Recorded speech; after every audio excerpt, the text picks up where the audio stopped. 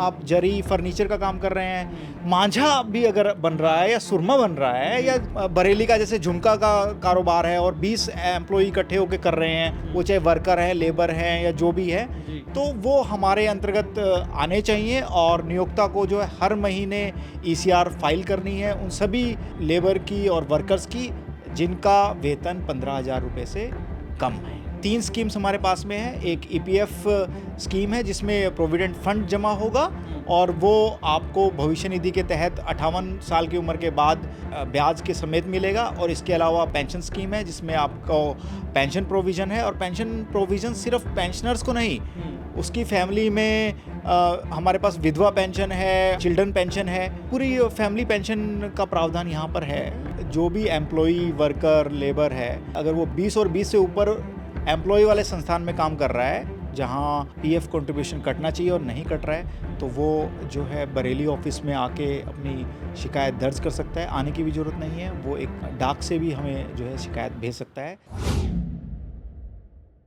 नमस्कार, मैं माथुर, आप देख रहे हैं दाली डंडी। आइए जानते हैं कि पब्लिक और प्राइवेट सेक्टर के साथ अब जो अनऑर्गेनाइज सेक्टर हैं उसमें कैसे आप जो है पीएफ का जो फंड है उसके ज़रिए जो बेनिफिट्स मिलने वाले हैं कैसे पा सकते हैं, इसके लिए क्या मानक होते हैं, क्या वो तरीके हैं जिनके ज़रिए आप अपना एक जो भविष्य है वो सिक्योर कर सकते हैं, उसको सुरक्षित कर सकते हैं। आइए जानते हैं, हमारे साथ क्षेत्रीय अधिकारी वरिष्ठ मौजूद हैं, उनसे जानते हैं कि क्या वो चीज़ें हैं जो एक कर्मचारी है उसको करनी चाहिए ताकि जो आने वाला जो उसका भविष्य है वो कैसे उसका सुरक्षित हो सकता है। नमस्कार, मैं Anil Kumar, regional provident fund commissioner, regional office Bareilly से बोल रहा हूँ।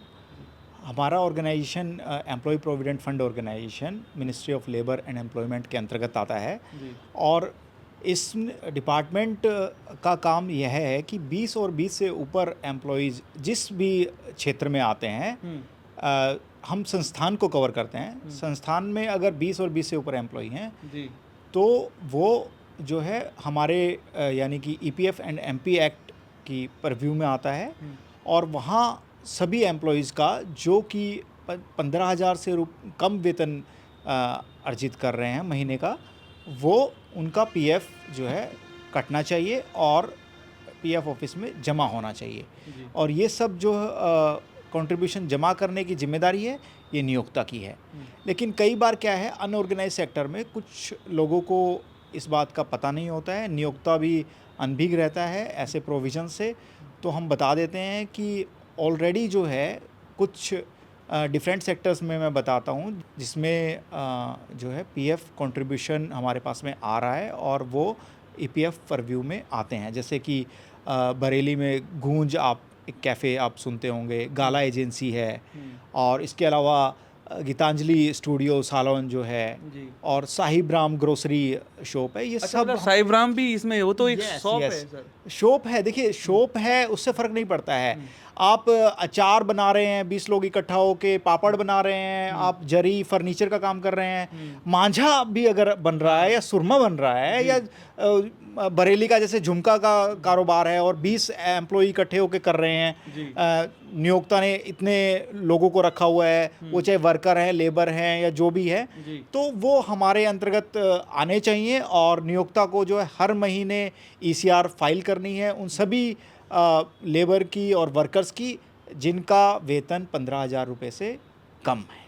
अच्छा, यानी 20 संख्या होनी चाहिए उनकी। 20 संख्या होनी चाहिए, 20 और 20 से अधिक। 20 से अधिक, तो उनको बेनिफिट मिलेंगे सारे? बिल्कुल सारे बेनिफिट मिलेंगे। इसमें 3 स्कीम्स हमारे पास में है। एक ईपीएफ स्कीम है जिसमें प्रोविडेंट फंड जमा होगा और वो आपको भविष्य निधि के तहत 58 साल की उम्र के बाद ब्याज के समेत मिलेगा। और इसके अलावा पेंशन स्कीम है जिसमें आपको पेंशन प्रोविज़न है, और पेंशन प्रोविज़न सिर्फ पेंशनर्स को नहीं, उसकी फैमिली में हमारे पास विधवा पेंशन है और जो है चिल्ड्रन पेंशन है।